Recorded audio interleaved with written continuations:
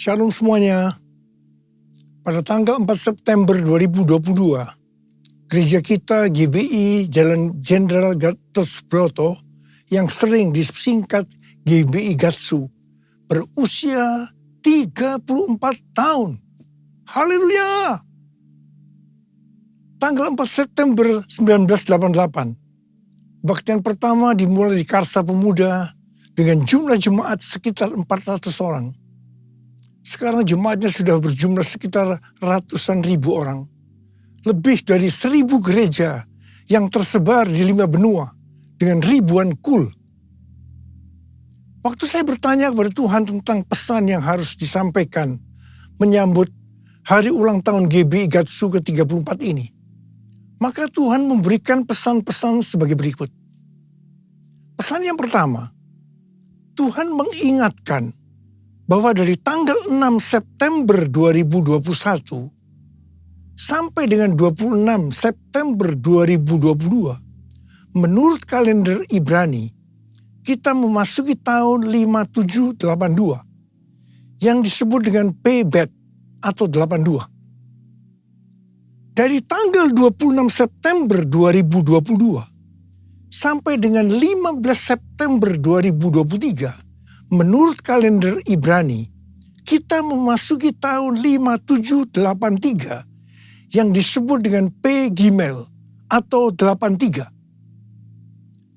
P adalah angka 80 yang menggambarkan mulut.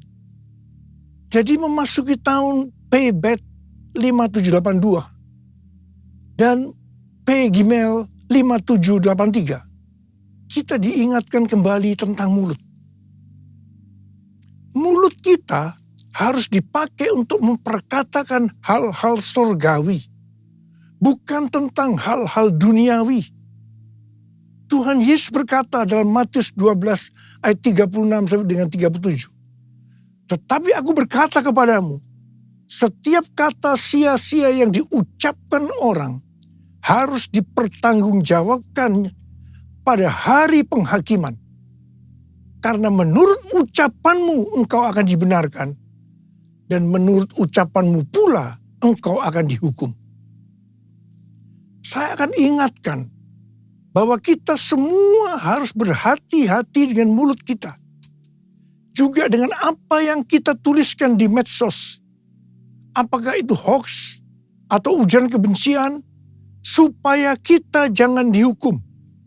Amsal 21 ayat 23 berkata, siapa memelihara mulut dan lidahnya, memelihara diri daripada kesukaran. Memasuki tahun 5783, kita diingatkan bahwa peranan mulut kita untuk mendeklarasikan firman Tuhan dan bernubuat.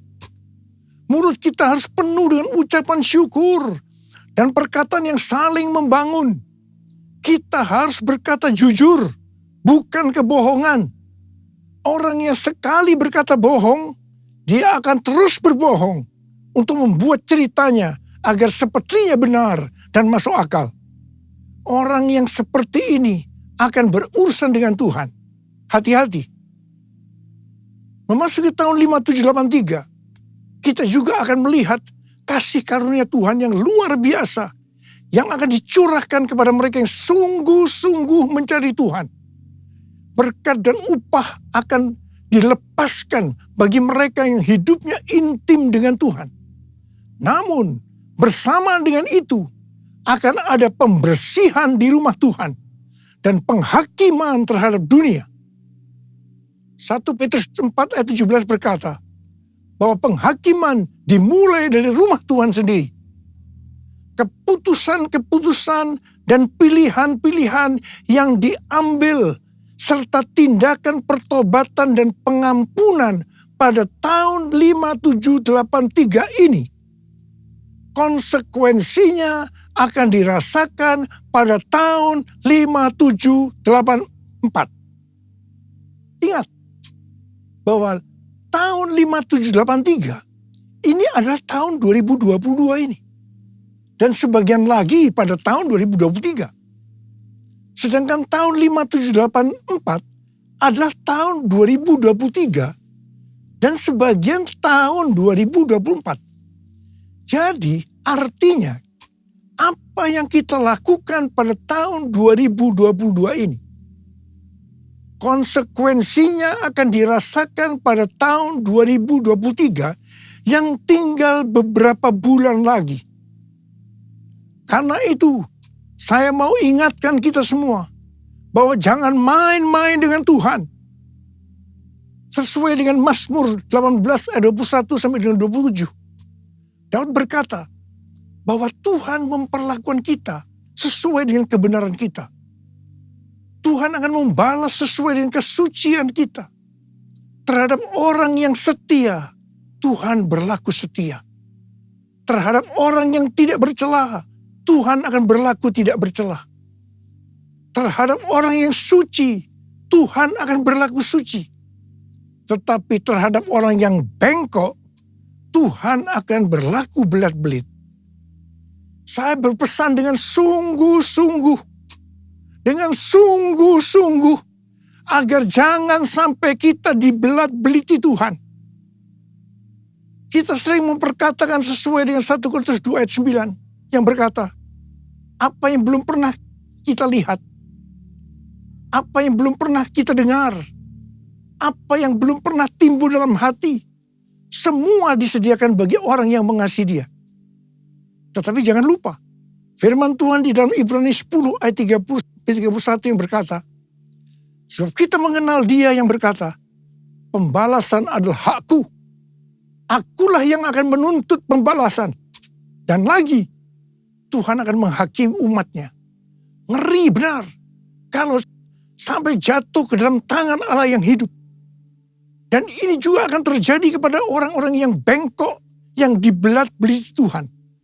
Sesuatu yang mengerikan akan terjadi dan dialami. Saudara, saya akan memberikan satu gambaran kepada saudara apa yang disebut dengan kengerian yang Tuhan berikan kepada orang yang bengkok, yang dibelat-beliti Tuhan. Orang itu akan mengalami apa yang belum pernah dia pikirkan, belum pernah dia lihat, belum pernah timbul dalam hati. Dia akan mengalami kengerian seperti itu. Sekali lagi, saya mau katakan kepada saudara, jangan main-main dengan Tuhan. Hari-hari ini api pemurnian Tuhan sedang turun.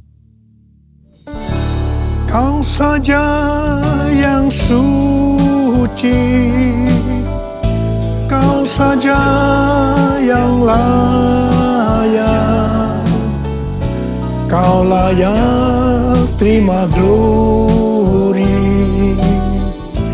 Yesus Kau Tuhan, Kau saja yang suci, Kau saja yang layak, Kau layak terima glori.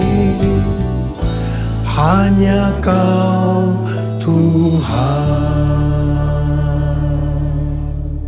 Pesan yang kedua untuk memasuki hari ulang tahun Gatsu ke-34. Tuhan mengingatkan kepada saya tentang apa yang Dia pernah pesankan pada hari ulang tahun saya yang ke-73 yang lalu. Di Markus 4 ayat 29 yang berkata, sebab musim menuai sudah tiba. Sebab musim menuai sudah tiba. Memasuki musim menuai ini, Tuhan memberikan pesan dari Lukas 12 ayat 1 sampai dengan 5. Di mana perikopnya berkata bahwa ini merupakan pelajaran khusus bagi murid-muridnya. Yaitu saudara dan saya yang menjadi murid-muridnya. Lukas 12 ayat 1 sampai dengan 5 berkata, sementara itu beribu-ribu orang banyak telah berkerumun, sehingga mereka berdesak-desakan. Lalu Yesus mulai mengajar, pertama-tama kepada murid-muridnya, katanya, waspadalah terhadap ragi, yaitu kemunafikan orang Farisi. Tidak ada sesuatu pun yang tertutup, yang tidak akan dibuka, dan tidak ada sesuatu pun yang tersembunyi, yang tidak akan diketahui. Karena itu, apa yang kamu katakan dalam gelap akan kedengaran dalam terang. Dan apa yang kamu bisikkan ke telinga di dalam kamar akan diberitakan dari atas atap rumah. Aku berkata kepadamu, hai sahabat-sahabatku, janganlah kamu takut terhadap mereka yang dapat membunuh tubuh dan kemudian tidak dapat berbuat apa-apa lagi. Aku akan menunjukkan kepada kamu siapakah yang harus kamu takuti. Takutilah dia yang setelah membunuh mempunyai kuasa untuk melemparkan orang ke dalam neraka. Sesungguhnya aku berkata kepadamu, takutilah dia. Di sini Tuhan mengingatkan kita sebagai murid-muridnya. Yang pertama, jangan berlaku munafik. Jangan berlaku munafik. Jadilah orang yang berintegritas. Dan yang kedua, segala kemunafikan akan dibuka oleh Tuhan. Tidak ada sesuatu pun yang tertutup yang tidak akan dibuka. Dan tidak ada sesuatu pun yang tersembunyi yang tidak diketahui. Karena itu apa yang kamu katakan dalam gelap akan kedengaran dalam terang. Dan apa yang kamu bisikkan ke telinga di dalam kamar akan diberitakan dari atas atap rumah. Dan hal yang ketiga, Tuhan berkata, jangan takut kepada manusia yang hanya dapat membunuh tubuh, kemudian tidak dapat berbuat apa-apa lagi. Tetapi kita harus takut kepada Tuhan. Sebab Tuhan dapat membunuh dan setelah itu mempunyai kuasa untuk melemparkan orang ke dalam neraka. Terus terang saya mau berkata kepada saudara, kadang-kadang saya heran melihat orang yang tidak jujur kepada Tuhan. Meskipun dia mengatakan bahwa dia seorang murid, apa mereka tidak tahu bahwa apa saja yang kita perbuat, meskipun tersembunyi, bahkan apa yang kita pikirkan, Tuhan mengetahuinya. Sekali lagi saya mau berpesan kepada kita semua. Jangan main-main dengan Tuhan. Jangan main-main dengan Tuhan. Sehari setelah Tuhan berbicara kepada saya tentang Lukas 12 ayat 1 sampai dengan 5 ini, saya mendapatkan tayangan YouTube yang berisi pesan Tuhan untuk tahun 5783 dari Sitrot dan Rabbi Felix Halperns. Sitrot adalah host dari acara It's Supernatural yang banyak dikenal orang. Sedangkan Rabbi Felix Halperns adalah seorang nabi Yahudi Mesianik yang akurat, yang pernah dinyatakan meninggal secara medis, pernah melihat sorga dan hidup kembali. Dalam wawancaranya dengan Sitrot, Rabbi Halperns membagikan penglihatannya tentang tahun 5783. Dia melihat selubung-selubung akan dirobek. Sang singa akan merobek-robek selubung untuk menyingkapkan apa yang tersembunyi. Ini adalah tahun untuk memilih. Maka kuasa Allah akan menyingkapkan apa yang dilakukan oleh pemerintah-pemerintah di udara, yaitu kuasa-kuasa kegelapan. Tuhan berkata, umatku akan melihat ilah-ilah di balik aborsi, ilah-ilah di balik LGBT, ilah-ilah di balik struktur politik, dan ilah-ilah di balik perdagangan. Tahun 5783 adalah tahun di mana umatku menjadi lebih tajam memahami dan terbuka untuk melahirkan hal-hal baru. Selubung-selubung yang ada dari 7 gunung, arts and entertainment, seni dan hiburan, business, church, gereja, development of the poor, pelayanan kepada orang-orang miskin, education, pendidikan, family, keluarga, government, pemerintahan akan disingkapkan oleh Tuhan. Di tahun 5783 ini, keluarga, gereja, dan pemerintah akan menertibkan rumah tangga mereka Ini adalah tahun untuk bergerak maju. Perhatikan dan fahami apa yang akan aku tunjukkan sehingga kamu dapat memilih kata Tuhan. Dan Tuhan berkata, banyak yang telah keluar atau menyimpang dari posisi mereka dalam pelayanan mereka dalam kerajaan Allah. Tuhan berkata, apa yang kamu perbuat di tahun 5783 atau di tahun 2022 ini, konsekuensinya akan dialami di tahun 5784 atau tahun 2023 yang tinggal beberapa bulan lagi. Karena itu tahun 5783 atau tahun 2022 ini adalah waktunya untuk bertobat dari dosa yang tersembunyi. Ku mau hidup seturut kehendak Tuhan, ku mau memberi semua yang ku dapat berikan. Ku mau cinta kau lebih dari semua. Ku tak dapat membalas kasih-Mu. Ku tak dapat membalas kasih-Mu. Ku tak dapat membalas kasih-Mu.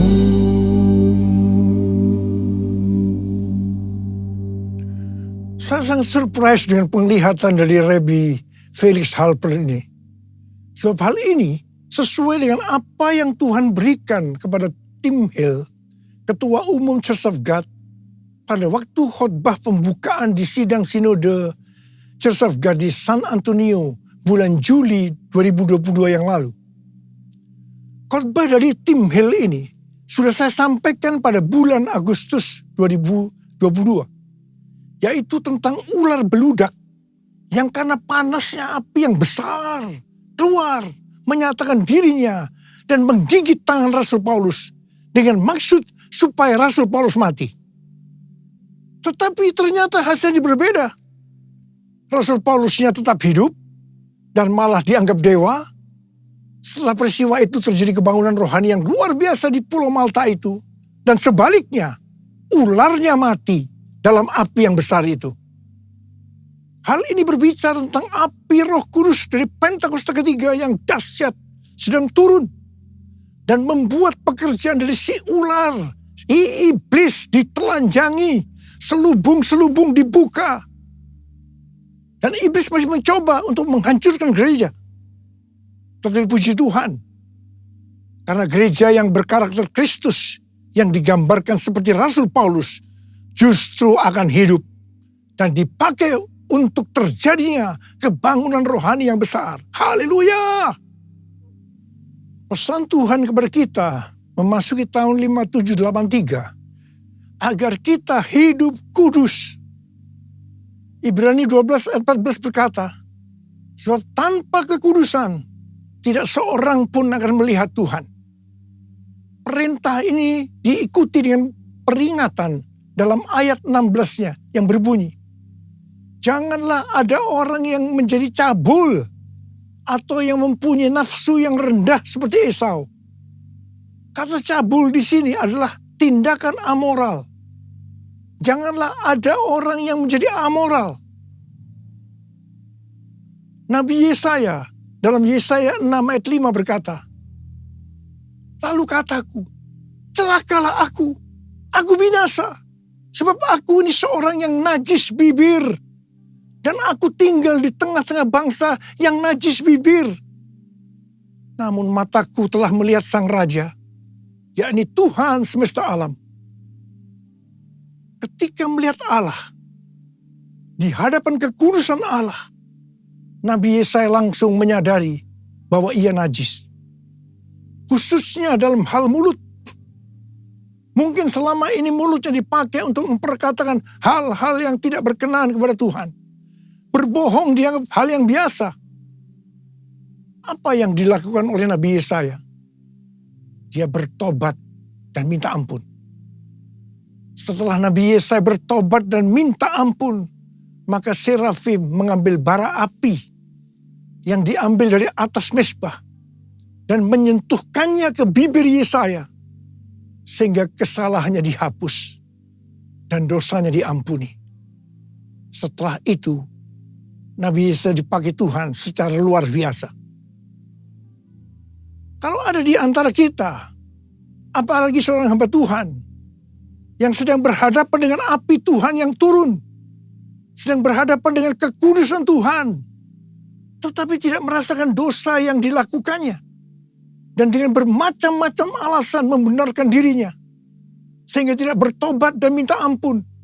Saya mau katakan, Anda harus hati-hati. Ingat, bagi orang yang bengkok, Tuhan akan berlaku belat-belit. Jangan sampai dibelat-beliti Tuhan. Kejarlah kekudusan. Sebab tanpa kekudusan, tidak ada seorang pun yang akan melihat Tuhan. Tuhan Yesus akan datang segera. Dan pengangkatan hanya bagi orang-orang yang hidupnya kudus. Orang-orang yang menjadi serupa dengan gambar Yesus. Dan menjadi murid Tuhan Yesus. Maranatha. Saya mau berdoa buat saudara. Mari kita katakan bersama-sama. Sucikan dan kuduskan hati ini untuk layak menghadap hadirat-Mu. Tubuh jiwa rohku kuserahkan padamu, ku menyembah-Mu. Saudara, mari kita periksa hati kita. Mungkin ada di antara kita selama ini menyembunyikan dosa. Dan sudah ingatkan berulang-ulang hari ini.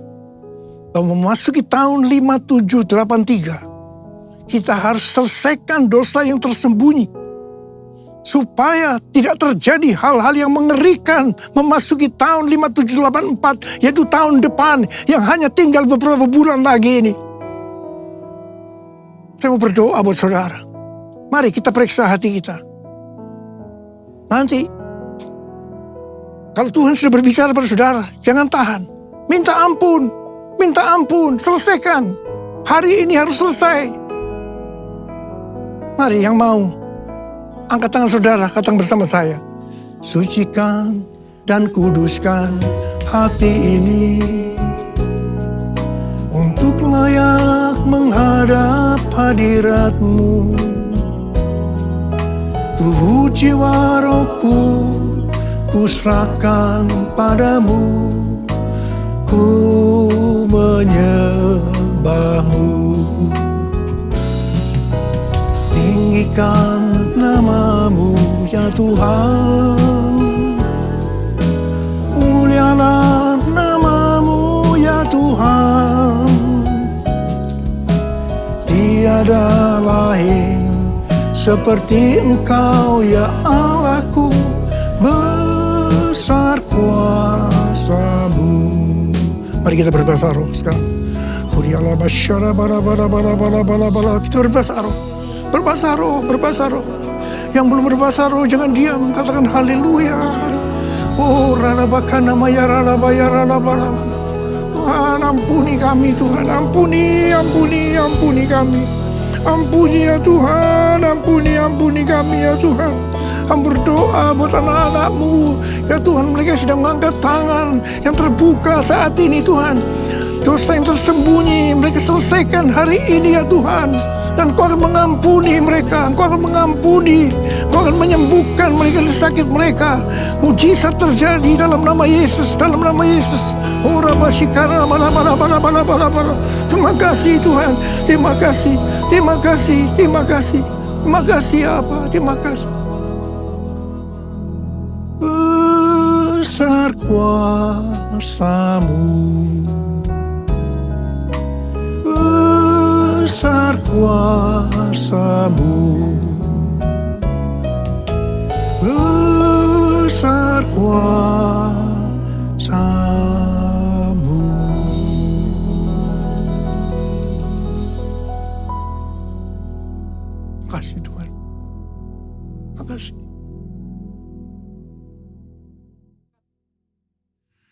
Mari saudara-saudara, kita akan masuk dalam perjamuan kudus. Kita akan mengingat ayat ini. Sebab setiap kali kamu makan roti ini dan minum cawan ini, kamu memberitakan kematian Tuhan sampai Ia datang. Perjamuan kudus adalah perjamuan Tuhan Yesus sendiri. Setiap kali kita masuk dalam perjamuan kudus, Tuhan Yesus selalu berkata, biarlah ini menjadi peringatan akan daku. Biarlah ini menjadi peringatan akan daku. Karena itu, mari kita tundukkan kepala. Arahkan hati kita kepada kebaikan Tuhan. Mengingat kebaikan Tuhan. Supaya kita lebih mengasihi Tuhan Yesus. Kita lebih mengasihi satu dengan yang lain. Bapa, siapakah kami sebelum kami mengenal Engkau? Kami semua orang berdosa. Upah dosa adalah maut, mati. Tapi Engkau yang tidak berdosa telah dijadikan dosa oleh karena kami. Engkau harus turun dari sorga mulia, mati ganti kami dengan penderitaan yang luar biasa. Sungguh kalau kami pikirkan betapa baiknya Engkau ya Tuhan. Engkau jadikan kami sebagai anak-anak-Mu. Engkau tuntun, Engkau bela, Engkau lindungi. Engkau sembuhkan kami, Engkau ajari kami, Engkau tegur kalau kami salah. Kalau kami salah juga dihajar oleh Tuhan. Itu Engkau ya Abah. Itu Engkau. Tuhan, terima kasih. Tuhan akan memberkati kita semua melalui perjamuan kudus. Tapi Tuhan mau kita makan dan minum dengan cara yang benar. Mari, sekali lagi, dalam perjamuan kudus ini, buka hati kita. Terbuka di hadapan Tuhan. Biarlah dia berbicara. Kalau dia mengingatkan dosa-dosa yang tersembunyi, yang selama ini kita sembunyikan. Ayo sekali lagi, kita minta ampun. Kita minta ampun. Ampuni saya Tuhan, ampuni Tuhan, ampuni. Ampuni ya Tuhan, ampuni. Kau lihat anak-anak-Mu yang sedang minta ampun kepada-Mu Tuhan. Ampuni kami semua ya Tuhan, ampuni. Makasih ya Abah. Kami akan masuk dalam perjamuan kudus dengan hati yang penuh ucapan syukur. Dalam nama Yesus. Amin.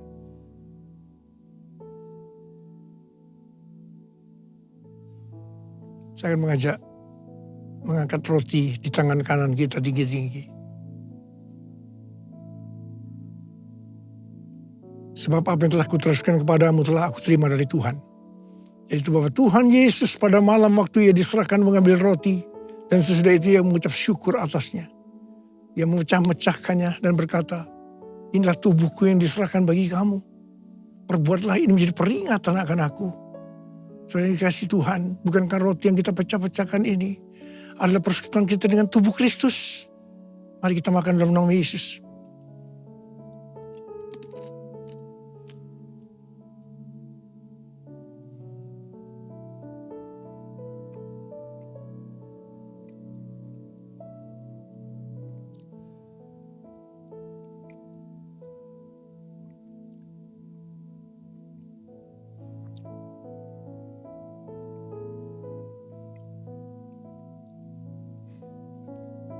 Angkat cawan di tangan kanan kita tinggi-tinggi.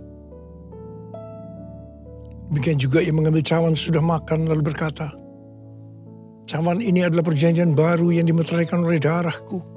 Perbuatlah ini setiap kali kamu meminumnya menjadi peringatan akan aku. Saudara kasih Tuhan, bukankah cawan pengucapan syukur yang atasnya kita ucapkan syukur adalah persekutuan kita dengan darah Yesus. Mari kita minum dalam nama Yesus.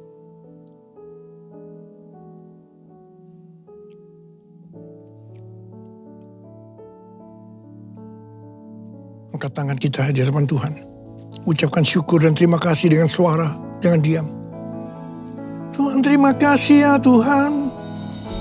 Terima kasih ya Tuhan. Kami bersyukur, kami bersyukur. Kami bersyukur ya Tuhan. Kami bersyukur ya Tuhan. Urarabasyarala barakana matakarab. Oh, rara bara bara bara bara bara bara. Ya Aba, ya Aba, ya Aba, ya Aba, ya Aba, ya Aba.